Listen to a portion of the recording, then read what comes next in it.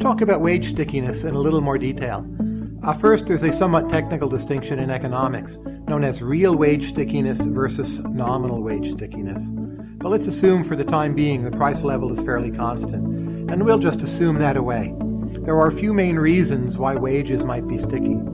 First, in a lot of economies, especially say in Western Europe, a lot of the workforce is unionized, and there is some collective contract which is enshrined in law, and it has been voted upon, and it's very difficult to reverse the terms of that contract. So if a lot of a labor force is unionized for reasons of contract and or law, those wages will more or less automatically be sticky. Now in the United States, unions are a much smaller part of the workforce, so that is one reason, but not a major reason, why we have wage stickiness here. I think in the United States, the main factor behind wage stickiness really has to do with morale and expectations.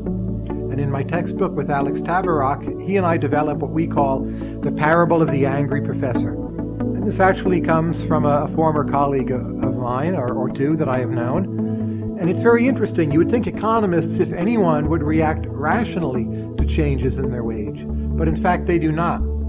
So if you imagine that 1 year a professor receives a wage cut of 2 to 3%, we have seen empirically, I have witnessed with my own eyes, when wages are either flat or falling for long periods of time, those professors, they become disgruntled, they complain more, their morale falls, they don't teach nearly as well, maybe they stop publishing, they make trouble in departmental politics. And those are all going back to this morale reason why a lot of wages tend to be sticky.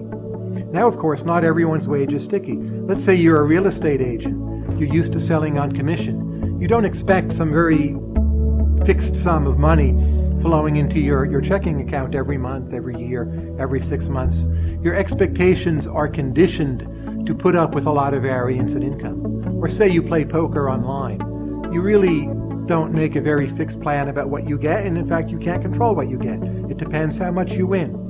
But nonetheless, a lot of people take jobs, they work for larger employers.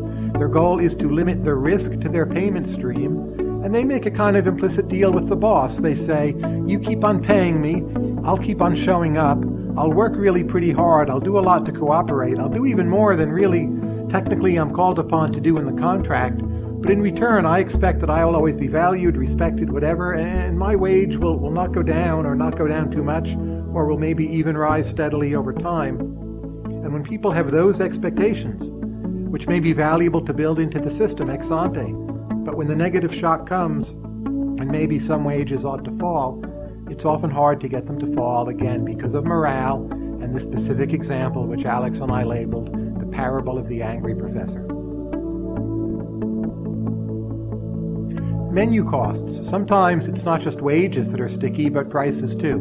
Menu costs are called menu costs because of a famous example of a restaurant that needs to print out new menus every time it wants to change its prices. Now, no restaurant wants to print out new menus every day or every week, or maybe not even every month. So what they do is they fix prices for some period of time, maybe 6 months or a year, and then they just wait. And prices in the short run often are sticky because it takes some time to adjust them, and consumers often don't like the price bouncing around a lot, and that's called menu costs. It's another part of the Keynesian argument.